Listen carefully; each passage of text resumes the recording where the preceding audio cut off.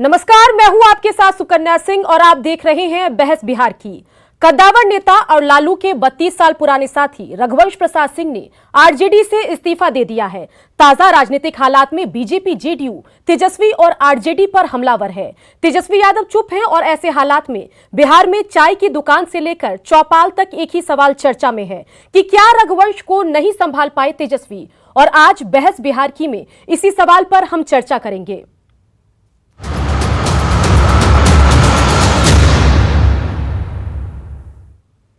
क्या रघुवंश को नहीं संभाल पाए तेजस्वी? ये वो सवाल है जो बिहार के सियासत में उफान ला रहा है।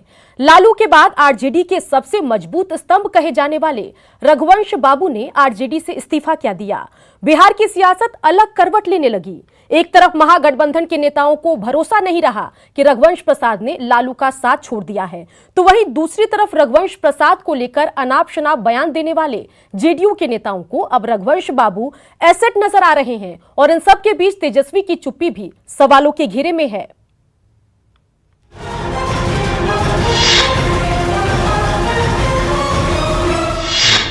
रघुवंश प्रसाद सिंह के 30 शब्दों के इस्तीफे ने बिहार की सियासत में भूचाल ला दिया है। रामा सिंह के आरजेडी में एंट्री से नाराज चल रहे रघुवंश प्रसाद सिंह ने बकायदा पार्टी अध्यक्ष लालू प्रसाद को खत लिखकर अपनी पूरी पीड़ा बयान कर दी। रघुवंश प्रसाद की अहमियत को लालू बखूबी जानते हैं। यही वजह है कि लालू ने भी पत्र लिखकर रघुवंश प्रसाद सिंह के नाराजगी को दूर करने की कोशिश की, लेकिन सूत्रों की माने तो रघुवंश बाबू अब किसी से बातचीत नहीं करना चाहते। हालांकि रघुवंश प्रसाद के पार्टी से इस्तीफा देने के बाद अब इस पर सियासत भी खूब हो रही है। कोई मना लेने का दावा कर रहा है तो कोई अब उनको एसेट बता रहा है। जो ताजा पत्र उन्होंने मुख्यमंत्री श्री नीतीश कुमार जी को लिखा है, मनरेगा और विश्व की प्राचीनतम गणतंत्र वैशाली में झंडोत्तोलन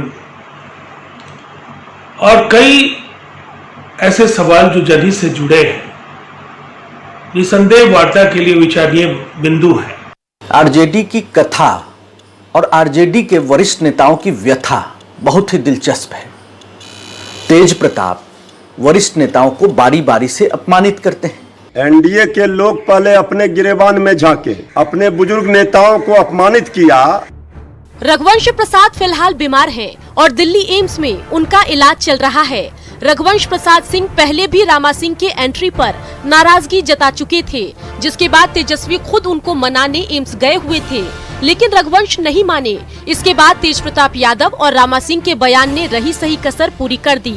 कल तक आरजेडी का झंडा बुलंद करने वाले रघुवंश बाबू आज सत्ता पक्ष के लिए अहम हो गए हैं। आज जेडीयू रघुवंश बाबू को अपनी पार्टी में शामिल कराने को बेताब हो गया है, लेकिन महागठबंधन के नेताओं को लगता है कि रघुवंश मान जाएंगे, क्योंकि वो लालू का साथ कभी नहीं छोड़ सकते। इस्तीफा दिया, हम उस चिट्ठी के बारे में ज्यादा कुछ जानते भी नहीं। फिर लालू जी की चिट्ठी आई, ये साफ तौर पे बताता है कि दोनों के रिश्ते क्या है और उस रिश्ते की बुनियाद पे कुछ और नहीं हो सकता। देखिए, वो आईसीयू में भर्ती हैं और मेरी जो उनसे बात होती रही, मैं जितना जानता हूँ उसमें मुझे लगता नहीं है कि इस चिट्ठी की सच्चाई पर ही हमको डाउट होता है। अब सवाल ये उठता है कि रघुवंश प्रसाद सिंह के आरजेडी छोड़ने से क्या फर्क पड़ेगा। तो भले ही तेजस्वी को रघुवंश प्रसाद आज अहम नहीं लग रहे हों, लेकिन लालू जानते हैं कि रघुवंश प्रसाद सिंह की क्या अहमियत है। बिहार में सवर्णों का बड़ा वोट बैंक है, जो रघुवंश प्रसाद सिंह की ताकत है, और इसी वोट बैंक को अपने पाले में करने के लिए सत्ता पक्ष भी रघुवंश प्रसाद सिंह को अपनी तरफ खींचने की कोशिश में है। लेकिन तेजस्वी अभी खामोश हैं। ये पहली बार नहीं है जब तेजस्वी चुप हैं। कब कब खामोश रहे तेजस्वी? तेज प्रताप ने एक लोटा पानी कहा तब खामोश थे तेजस्वी। रामा सिंह ने रघुवंश पर बयान दिया तब खामोश रहे तेजस्वी। रघुवंश प्रसाद ने इस्तीफा दिया, अब तक खामोश है तेजस्वी। इधर रघुवंश प्रसाद के जेडीयू में जाने के कयास भी लगाए जा रहे हैं। इन सब के बीच रघुवंश प्रसाद ने वैशाली जिले से संबंधित मांगों को लेकर सीएम नीतीश को खत भी लिखा है। इस खत को संकेत भी माना जा रहा है। अब सवाल ये है कि पार्टी के हर दुख सुख में साथ खड़े रहने वाले, केंद्र में आरजेडी का मान बढ़ाने वाले, हर संकट में तारणहार बनने वाले, सवर्ण वोट के बड़े तबके को मैनेज करने वाले, इतना लंबा बेहतर राजनीतिक अनुभव रखने वाले रघुवंश प्रसाद सिंह को आखिर तेजस्वी क्यों नहीं संभाल पाए? क्या तेजस्वी के स्वार्थ की राजनीति पार्टी पर भारी पड़ रही है? पटना में अमित कुमार के साथ ब्यूरो रिपोर्ट न्यूज़ 18। तो आरजेडी के फाउंडर मेंबर में से एक लालू प्रसाद यादव के 32 साल पुराने सहयोगी रघुवंश प्रसाद सिंह ने आरजेडी से इस्तीफा दे दिया है। सवाल कई हैं कि क्या वो अब जेडीयू में जाएंगे या बीजेपी में जाएंगे, आगे उनका पॉलिटिकल फ्यूचर क्या कुछ होगा, विधानसभा चुनाव में आरजेडी को इससे कितना नुकसान होगा। इन तमाम सवालों के जवाब ढूंढने की हम कोशिश करेंगे और इसी पर ज्यादा चर्चा के लिए हमारे साथ जुड़ गए हैं नीरज कुमार, सूचना एवं जनसंपर्क मंत्री बिहार सरकार के और जेडीयू नेता, साथ ही प्रेम रंजन पटेल, बिहार बीजेपी के प्रवक्ता भी हमारे साथ जुड़ गए हैं। सबसे पहले नीरज कुमार जी से बातचीत करते हैं। नीरज कुमार जी, स्वागत है न्यूज़ 18 बिहार झारखंड में। सवाल यही है कि विधानसभा चुनाव से ठीक पहले रघुवंश प्रसाद सिंह ने आरजेडी से इस्तीफा दे दिया, उनका आगे का भविष्य क्या होगा? साथ ही ये बताइए कि क्या ये तेजस्वी प्रसाद यादव का फेल्योर है, बड़े नेताओं को साथ लेकर नहीं चल पा रहे हैं? देखिए, सबसे महत्वपूर्ण पक्ष है कि राष्ट्रीय जनता दल की जो नई कार्य संस्कृति लालू जी के समय एक सीमित तौर पर था, लेकिन अब नए दौर में नए तरीके का जो नेतृत्व मिला वो अपमान और भेदभाव, सामाजिक भेदभाव, ये दोनों इनके मापदंड बन गए।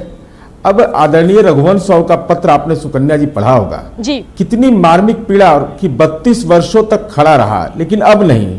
और आप उस दौर को याद करिए जब वो कोविड-19 की चुनौती से जूझ रहे थे, प्राण रक्षा की चुनौती थी, प्राथमिक दौर में उनको ये परेशानी हुई। उस समय एम्स हॉस्पिटल पटना में एडमिट थे, क्या क्या हो रहा था, क्या क्या न्यूज चल रहा था। और जिस तरीके से माननीय लालू प्रसाद जी घड़ियाली आंसू बहा रहे हैं, भाई आप क्या लिख रहे हैं? आप लिख रहे हैं कि इतनी आप तो जेल मैनुअल का लगातार उल्लंघन करते हैं, तो आपने क्यों नहीं, आपने कोई संवाद उनके साथ किया, उनका हाल चाल लिया? आपने यह कहा कि ठीक बैठ करके बात कर लेंगे? ये आप देखिएगा पूरे इतिहास, पूरा राष्ट्रीय जनता दल का देखिए कुनबे का इतिहास क्या है। जब 22 विधायक 2010 में इनके जीते थे तो जनाब अब्दुल बारी सिद्दीकी साहब विधायक दल के नेता हुए, 80 विधायक हुए तो माननीय तेजस्वी यादव जी हो गए। अब आप ही प्रोमो में चल रहा था कल कि रघुवंश बाबू आउट, अनंत सिंह का इन। अब बताइए क्या है भाई, क्या राजनीति का परसेप्शन ले जाना चाहते हैं? एक राघोपुर सीट के लिए आप औपचारिक रूप से घोषणा भी नहीं कर रहे हैं कि हम चुनाव लड़ रहे हैं, अपरोक्ष रूप से सारी कवायद आप कर रहे हैं और तुलना किससे कर रहे हैं रघुवंश साहू का?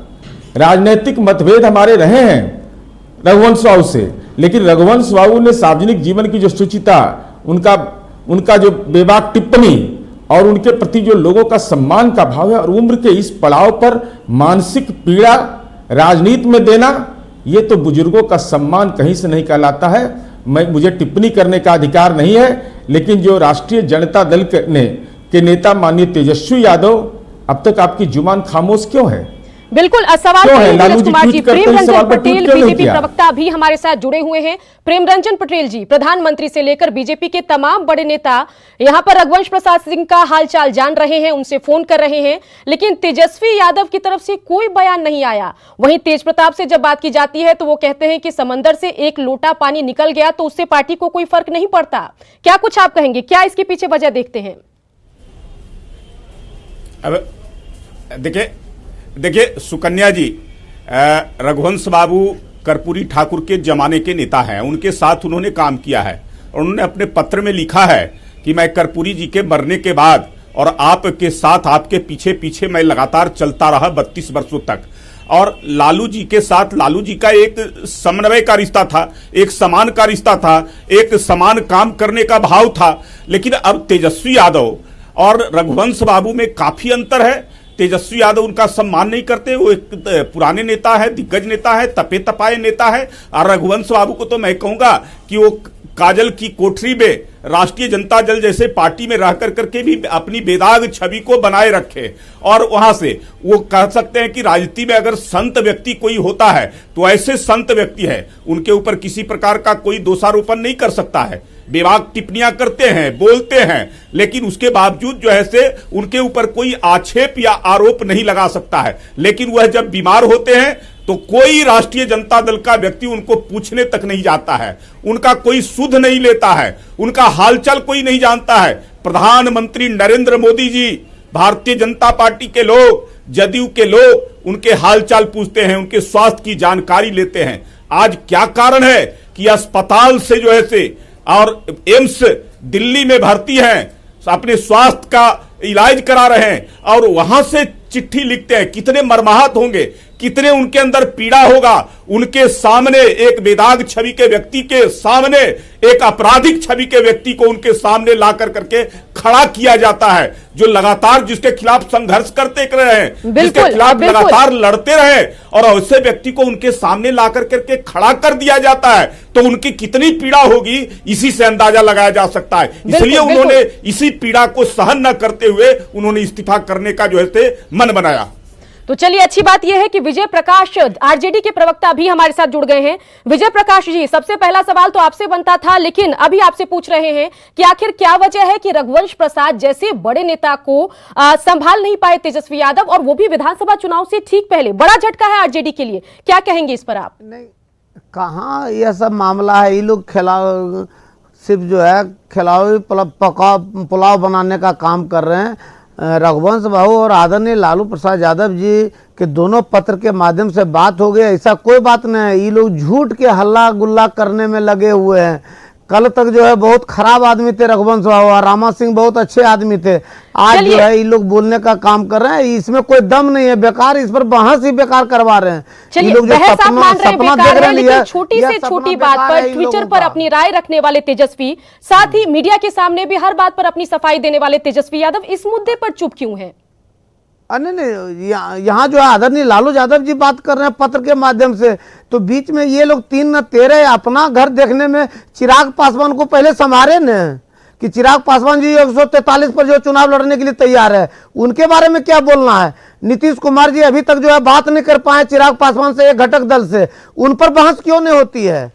यह जो दूसरे ऊपर जो है दूसरे के घर झांकने में जो ये लोग रहते हैं, चोर के तरह घर ढुकी करने वाले, अपना घर पहले समझ नहीं पा रहा है। दूसरों के घर में पता नहीं एनडीए झांक रही है या नहीं, लेकिन जो बातचीत आप लोगों की हो रही है लालू प्रसाद यादव की, रघुवंश प्रसाद सिंह की, वो चिट्ठियां मीडिया में वायरल है। मालूम है सुकन्या जी, ये आप गजब बात बोल रही हैं। आपको नहीं मालूम है कि 143 पर लड़ने के लिए और एकदम से सीधे सीधे कहना है चिराग पासवान के कि कुछ भी हो जाएगा, हम जो है नीतीश कुमार को मुख्यमंत्री मानने के लिए नहीं तैयार हैं। ये तो सीधे सीधे वो बोल रहे हैं।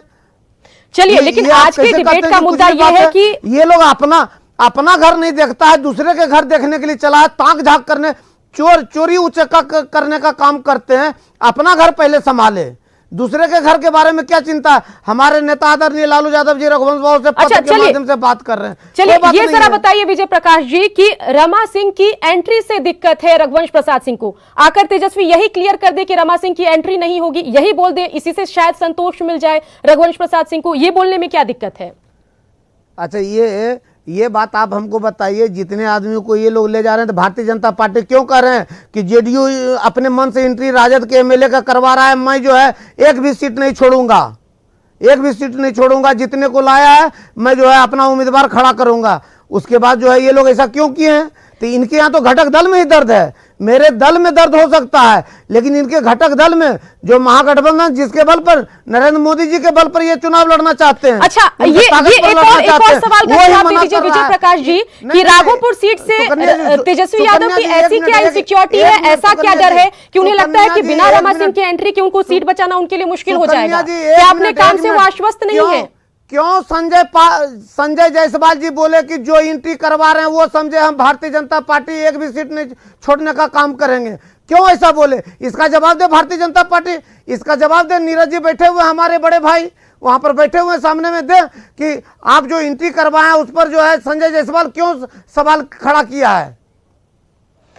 चलिए, नीरज कुमार भी हमारे साथ जुड़े हुए हैं। नीरज कुमार जी जेडीयू के नेता हैं। बड़ा आरोप यहां पर, जब हमने आरजेडी से सवाल पूछा तो उनका यही कहना है कि हमारी पार्टी की बात अभी रहने दीजिए, उनको हम मना लेंगे, लेकिन पहले एनडीए खेमा ये बताए कि एलजेपी से उनकी क्या दिक्कत है, चिराग पासवान की नाराजगी को कैसे दूर करेंगे। और बीजेपी के नेता जो ये दावा कर रहे हैं कि सभी सीटों पर हम चुनाव की तैयारी कर रहे हैं, इस पर आप क्या कुछ कहेंगे? सबसे पहले तो कि पहली बार राष्ट्रीय जनता दल के माननीय विधायक तेजस्वी जी नहीं बोल पाए थे कि रामा सिंह की एंट्री होगी, लालू जी नहीं बोल पाए थे, लेकिन आज माननीय विजय प्रकाश जी ने यह कहा कि दोनों के बारे में बताया कि रघुवंश बाबू और रामा सिंह के बारे में। तो खैर यह तो कबूल हो गया। अब दूसरी बात, लालू जी को जेल में क्या पत्र लिखने का अधिकार है? सुकन्या जी, क्या अधिकार है उनको? जेल मैनुअल की धारा 999 क्या कहता है? मेरी बात करने दीजिए मुझे।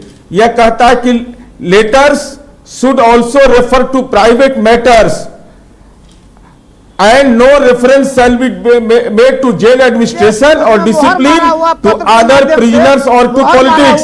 नहीं, आप अरे मोहन, यही तो मैं सवाल खड़ा कर रहा हूं कि जेल मैनुअल की धारा यह कहता है 999 और 1001 कि आप पॉलिटिकल मैटर पर बात नहीं कर सकते हैं, केवल पारिवारिक मैटर पर।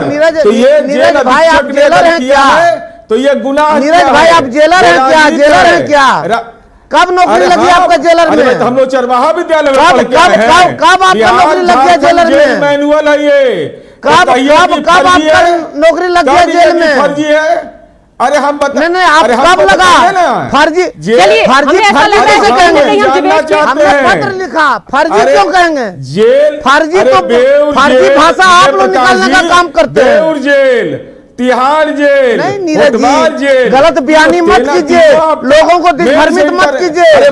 अपना इज्जत बचाने के लिए आप लोग कोई भी कुकर्म कीजिएगा। अगर तेजस्वी यादव निकल चुका है, अब कोई टकराने वाला जेडीयू और भारतीय जनता पार्टी के पास ताकत नहीं है कि अगर मैं गलत बोला हूं चुनौती तो दे रहा हूं। मानहानि का मुकदमा हम पर करो। बिहार में निकल चुका है, उनका चुनौती अब कोई नहीं दे पाएगा।